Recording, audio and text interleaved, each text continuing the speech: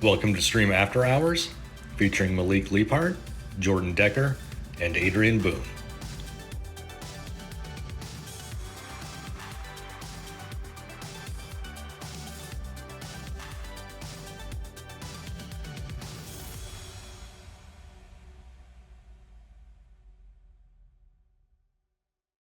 Malik Leaphart, Senior Associate here in Atlanta with Stream Atlanta. And here today with me, I have Jordan Decker and Adrian Boone from Stream Chicago. How's it going, guys? It's going good. How are you? Good. How you doing? So before we kick things off, I don't know who wants to go first, but if you can just give the viewers a little background of your time before Stream and kind of what drew you to Stream.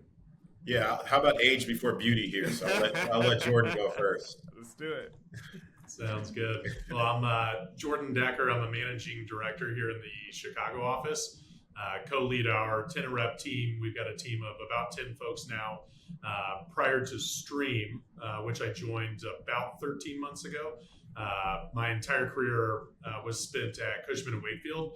I was a managing director there, and our team was a little bit different from a brokerage perspective than the majority of kind of brokers, where we dedicated roughly about 50% of our kind of time and effort and business locally in Chicago, mainly downtown kind of office. And then the other 50% was more so on kind of a national multi-market portfolio perspective.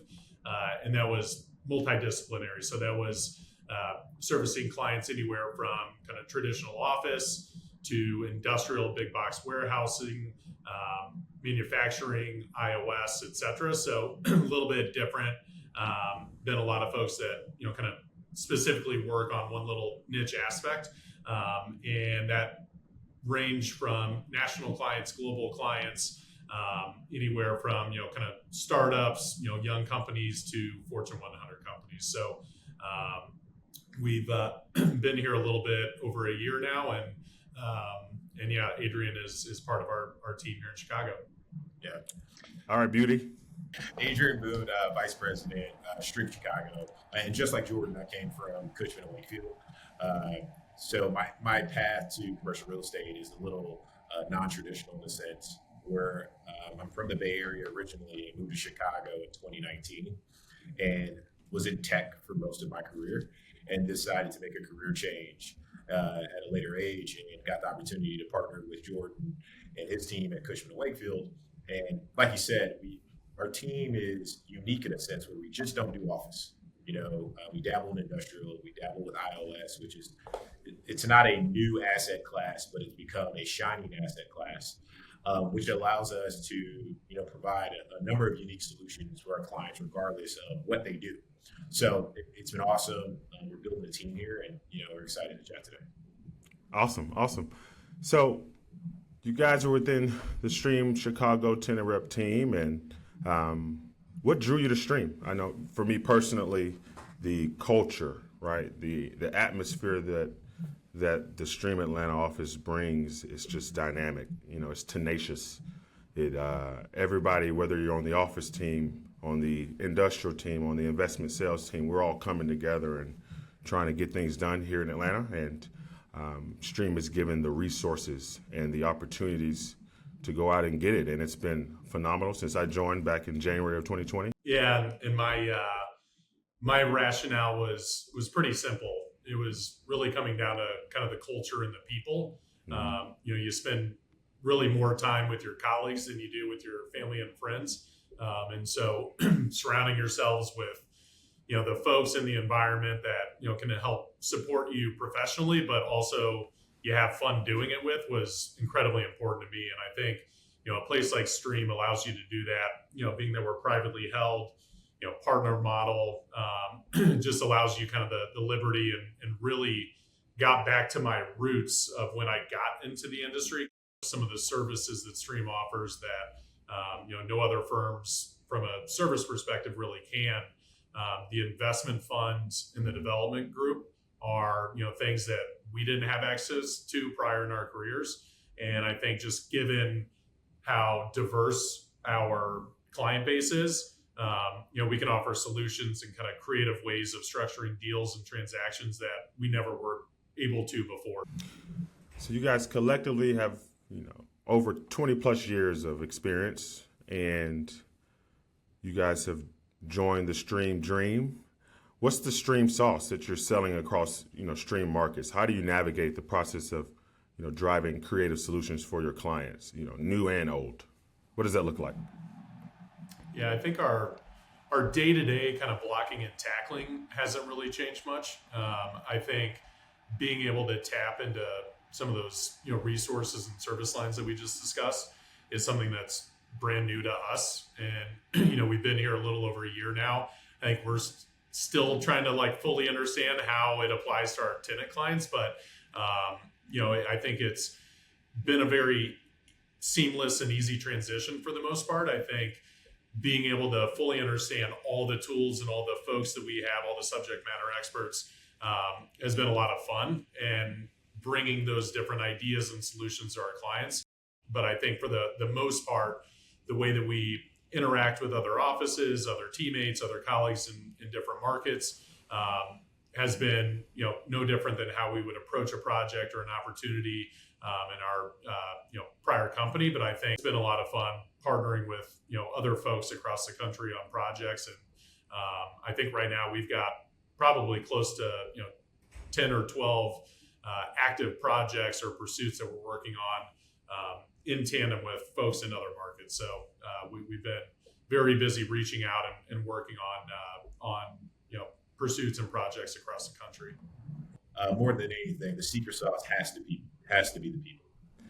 We're seeing that when it comes to that Stream Dream and how we package that, even with these all these powerhouses that are coming in, and we're seeing that from a landlord side. We're seeing how we're marketing and showing off our properties and how we're best getting in front of our clients with the top and best material. When it comes to current trends that you all are seeing from the tenant rep side, what trends are we seeing when it comes to the work environments and office amenities that are driving these decisions that clients are making? Yeah, I didn't know people like golf simulators this much. Right? I had no idea. I feel like every office building has to have it nowadays. No, but seriously, I think it's an arms race to have a world-class building that offers every amenity possible, right? So I think it's really the have and have-nots. If you don't have the capital from a landlord perspective to invest in your building and provide an experience that tenants and want today, you're really, really going to struggle. So I think that's the trend that we're seeing, especially here in Chicago, which is a highly amenitized market. I came from San Francisco originally. Chicago has some of the best office buildings in the country. It's not even close. So those are trends that we're seeing here locally. Nationally, obviously it really depends on, where you're working and things like that. But, and Chicago has some of the best food too. Yeah, you're right about that. Oh, yeah. You're right about that. Yeah, and I think, the number one factor that we've seen from overwhelming majority of our clients is the commute. How easy is the commute? Because at the end of the day, coming out of the pandemic, it's how do I get my people back into work? How do I provide them something that they can't get from working out of their house? And making a relatively easy commute is going to be first and foremost. So unfortunately, you can't pick up and move a building. So if you're at an inferior location, we're seeing a lot of distress in those types of assets, especially as you start to look at suburban Chicago. If you're not next to a major commute line or train stop, those assets are in a lot of trouble right now. I think from the amenity perspective, Adrian's spot on. It's not even a nice to have, it's a must have nowadays. You have to have kind of a top of the line fitness center, Wi-Fi tenant lounge. You've got to have conferencing facilities. You have to have a nice, newly updated lobby. If you don't check the box on all those, you will not perform. And we're seeing that across the board. All the historically Class B buildings are becoming more and more unoccupied, higher vacancy. All the kind of premium trophy assets are actually performing very well. The flight to quality certainly is real here in Chicago. If you look up and down Wacker Drive, which is kind of the main thoroughfare in downtown Chicago, those buildings are 10% vacant, as compared to 25% vacancy across all of downtown Chicago. So having a highly amenitized building is definitely a must-have. I think outdoor space is becoming more and more of a premium, whether that be tenant specific on your floor outdoor space or just having access to a common area, terrace, rooftop, some outdoor green space on the retail ground floor. That's becoming more and more pertinent here in Chicago, and some of the new buildings and more of the prominent developers in Chicago, it's part of their requirement for any new building moving into the future is that each floor has some sort of dedicated outdoor space. And so that's becoming more and more important as well. But I think we're seeing, to Adrian's point, golf simulators are becoming more and more frequent.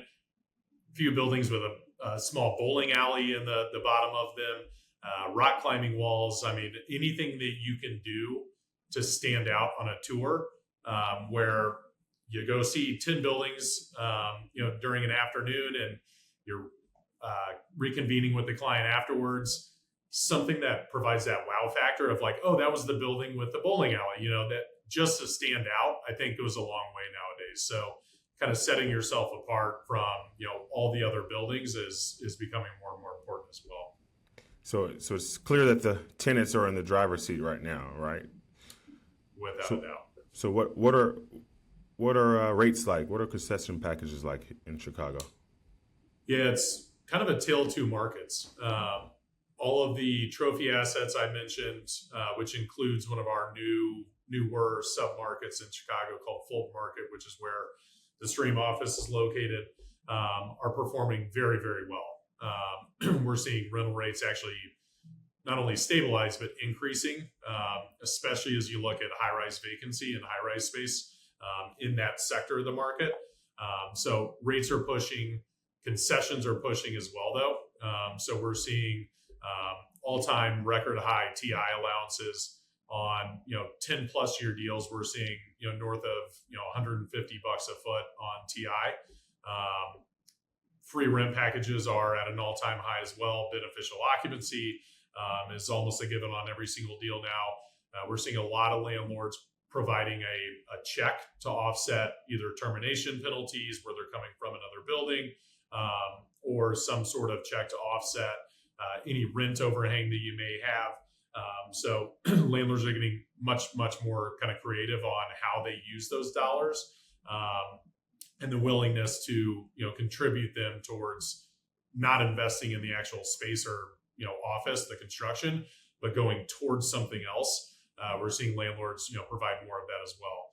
I think as you look at the balance of the landscape of downtown Chicago specifically, including the suburbs too, totally different kind of market. We're seeing vacancies at all-time highs.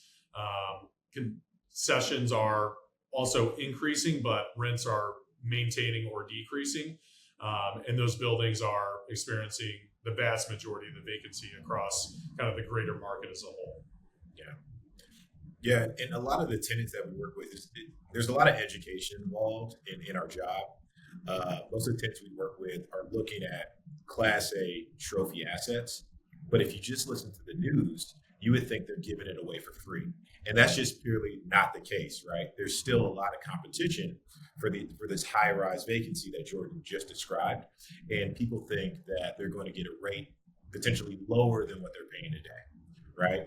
But Class B, Class C is an absolute bloodbath across the market. And you could really dictate terms. And I think now we're seeing a lot of buildings in Chicago start to trade. And when that happens, it's going to reset the basis. And then there's those opportunities to go into a building at a rate that you probably wouldn't have been able to achieve 10 years ago, comparatively speaking. So from a rental rate and concessions and non-economic concessions as well, it really just depends on what you're looking at within the market. Got it. So who are we seeing what companies, what kind of users are actually making deals, right? Who's making these moves? Because here in Atlanta, we're seeing a lot of professional services out right now. Big box, call it 80 to 100,000 square feet. A lot of these groups are out a little early on, call it 25, 26, even 27, 2027 expirations. Who are you all seeing making jumps, making actual movement, and how far out are you seeing these deals being executed? As far out as you want. That's the short answer. I would say law firms are by far the most active right now. I think going back to kind of the battle for premium space, high-rise space, law firms, that's kind of paramount for them. And so we're seeing law firms out in the market 3 to 4 years in advance of an expiration or a termination date. We're working with a law firm right now that's going to be taking roughly 80,000 square feet in a redevelopment. And we kicked off that project just about 4 years prior to their expiration. But you're seeing landlords that are willing to either hold off space for a certain amount of time, for years at a time, and give you beneficial occupancy prior to the commencement. And so, and on top of that, provide still a market concession package in addition to that, kind of dead period that they're having to hold off that space. I think law firms are certainly the most active. Professional services, financial firms are also very active in the market. The tech sector is very much so slowed down, almost to a screeching halt. So we're not seeing a whole lot of tech users in the market right now. But I think the vast majority is coming from the legal and professional and financial services companies. Yeah, he's spot on, and I don't want to beat a dead horse.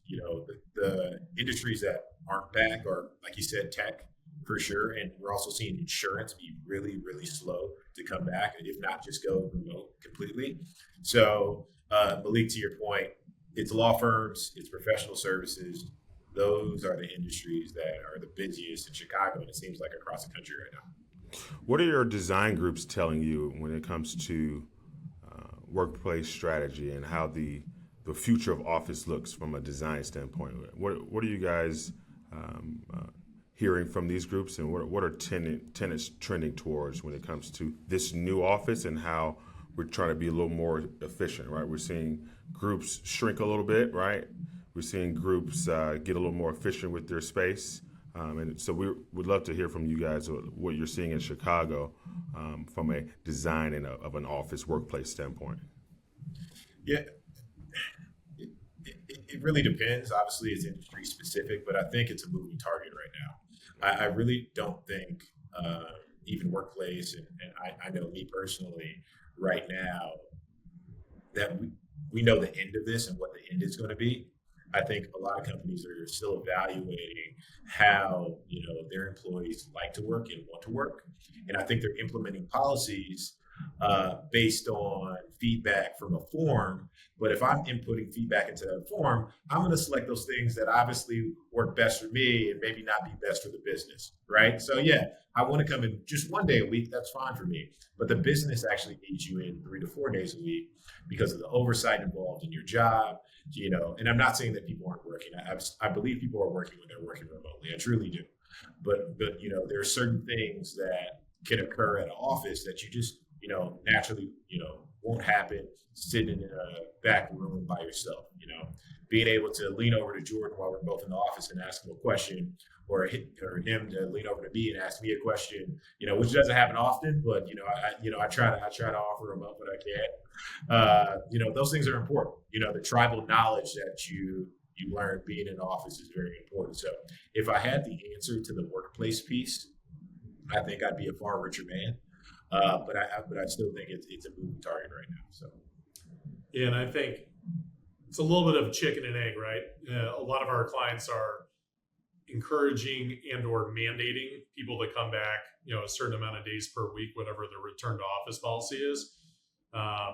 However, some of those clients have gone to more of a hybrid hoteling model, and those employees don't want to come back if they don't have a dedicated spot where they can have family photo up. They've got all their files and documents sitting on their desk. And so it's a little bit of, a battle of what is that happy medium. But we are, I think on average, probably seeing about a 30% reduction with the same headcount.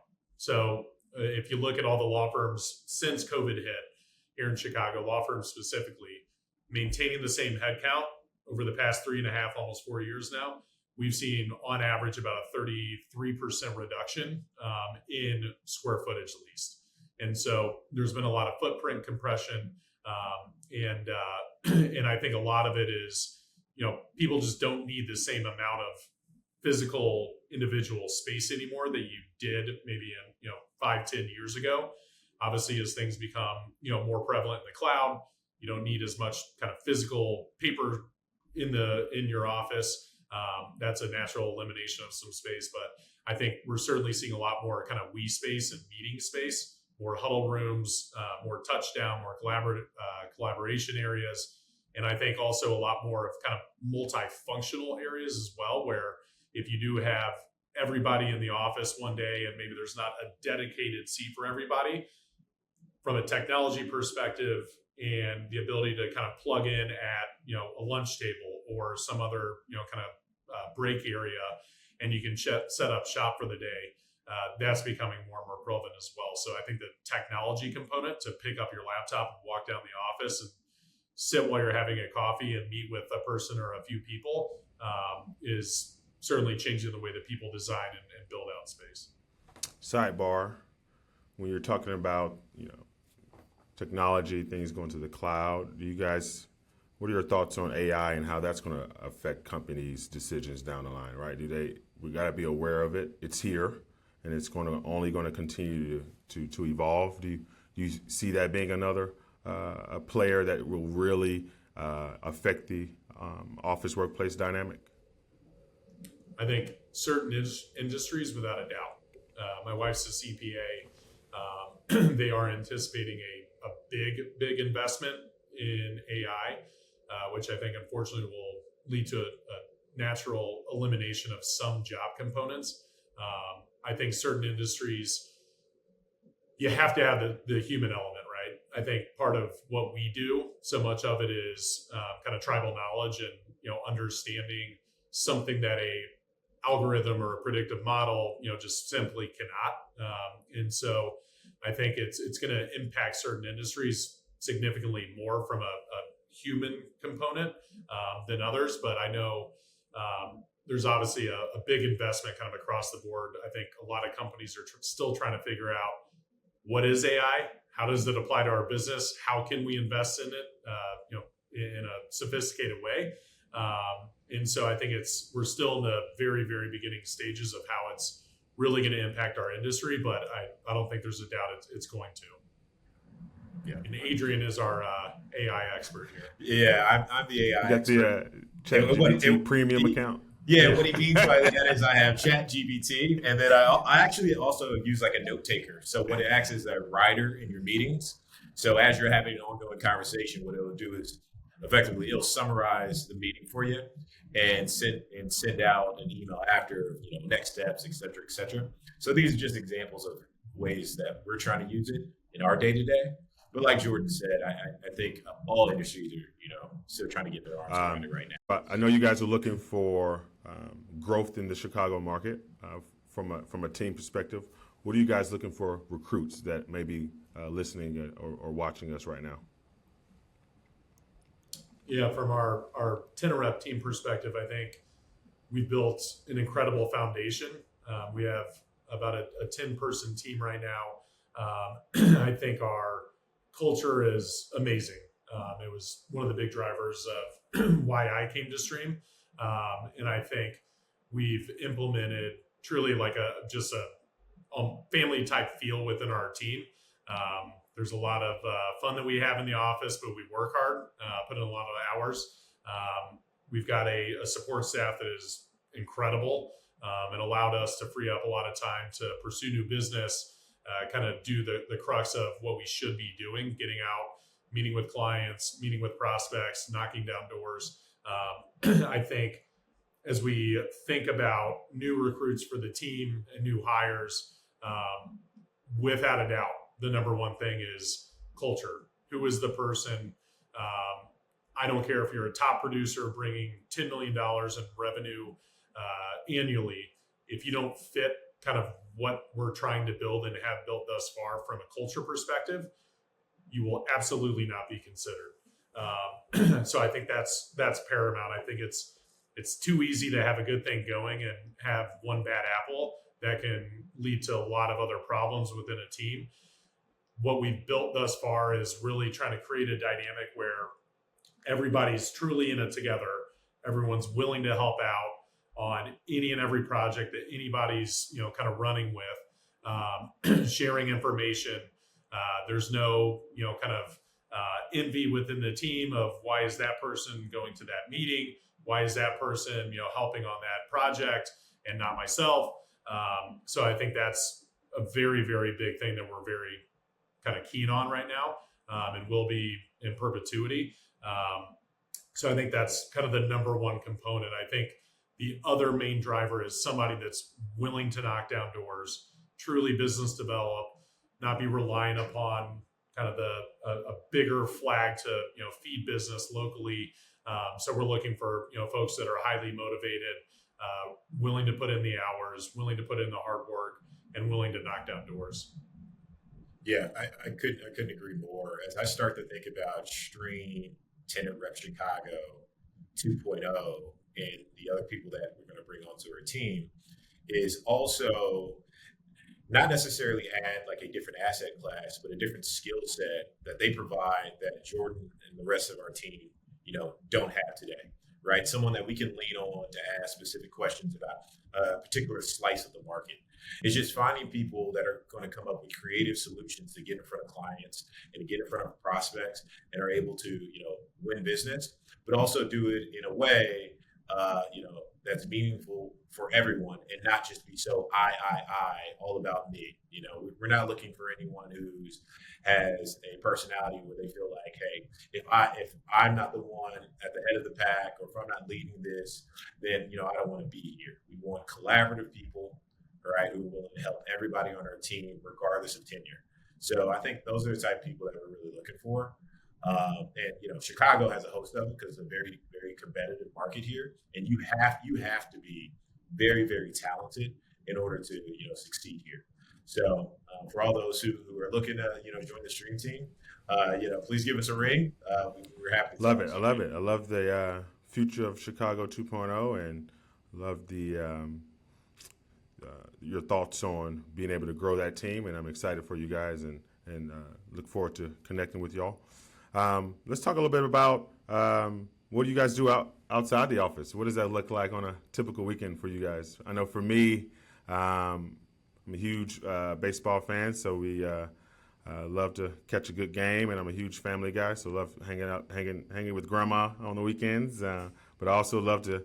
I'm a huge foodie down here, so I love to, make sure I am up to date with all the new restaurants and the new chefs that are have some great creations going on. What does it look like for y'all? What is a typical weekend?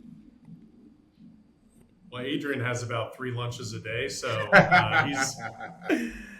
you're on the same page there. Now, I think my weekends are a bit different than they historically have been now. I've got a 2.5-year-old Nice. son at home, so he keeps us plenty busy, and we've got another one on the way here in a few months. So be a father too. Thank you. But I think Cubs games are next to none when it comes to kind of summer Chicago. They're just incredible. The environment being at Wrigley it's palpable. It's a lot of fun. So sitting out in the bleachers during a warm summer game, can't really beat it. I think getting out on Lake Michigan during the summer is incredible too, and/or Chicago River. But it's summertime in Chicago's a special place. I think if we didn't have the summer, there'd be no population here because it's rough during the winter. Not much sunlight, a lot of snow, cold weather. But yeah, it's a great spot. And I think it's very much on par with New York when it comes to the food scene. So My wife and I have a standing Sunday pizza Sunday. So every Sunday we go to a different pizza spot. But yes, summertime specifically in Chicago is a pretty special place. Yeah. Well, I'm not from here, as I said earlier, and I've only been here for 4 years, so I'm still in discovery mode. So I'm still, going out, trying to try all the new restaurants in Chicago. I feel like a new one opens up every week. Incredible bar scene. Obviously, you have all these awesome museums. So from a cultural standpoint, Chicago's a great place to explore. You have the river, you have the lakefront. So there's no real reason anyone should ever be bored if they lived in Chicago. There's always something to do. So at this stage in my life right now, it's mostly eating nonstop. And like Jordan said, I absolutely have at least 2 lunches a day, which is an issue, and I'm working on it. So no judgment from anyone on this podcast here today. So that's what I'm spending, most of my time doing, exploring the city, enjoying the summer, and it's an awesome place. So anyone who hasn't been to Chicago should absolutely check it out. It gets a bad rap, but it's a great place. And we just had our inaugural softball game. We play 16-inch softball here in Chicago.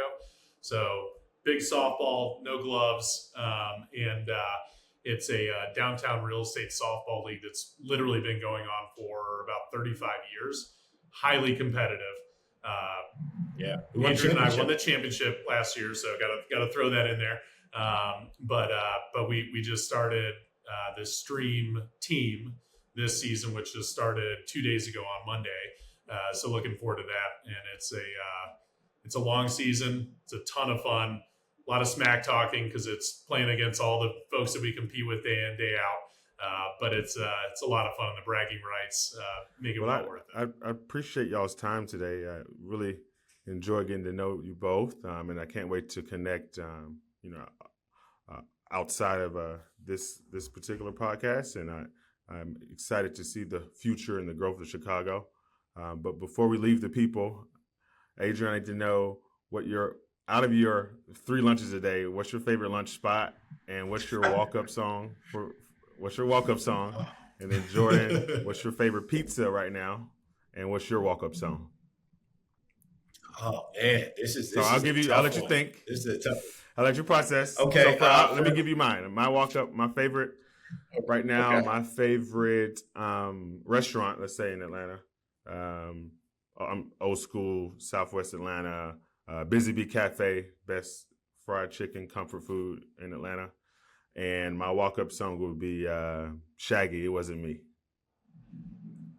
I'm not going to ask. No, that's good, man. Well, I would have 2 walk-up songs, so I would need them to splice it. So anyone who's ever done karaoke with me knows my karaoke song is Hot in Here by Nelly. I crush it every single time, so that's one of it. And then I'm from the Bay Area, so I got to play some Backtrack. All right, I got you. You know what I mean? So that it would be 2-parted, and I would have to figure out exactly what Backtrack song I want. There's a couple, but probably the typical hype music. Is what I love growing up.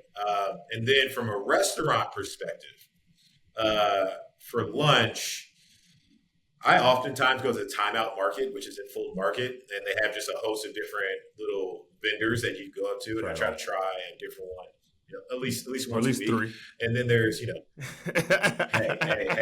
there's a lot of body shaming happening right now, and I don't appreciate it. Okay, I love it. and then dinner. Hands down, my favorite restaurant in Chicago is Ciccio Mio. It's an Italian restaurant in River North. It's incredible. It's very small, very intimate. About 8 booths in there, and it is fantastic. If you're ever in Chicago, it's a hard reservation to get, but if you ever get it, you should definitely check it out. All right, Jordan. Favorite pizza spot? This will be a 2-part answer. So from a true Chicago deep dish, I don't think there's anything better than Pequod's. It's a kind of an institution here in Chicago. I think it was literally just voted the #1 pizza in America. So it's a little heavy. You'll feel it for about a week, but it's pretty amazing.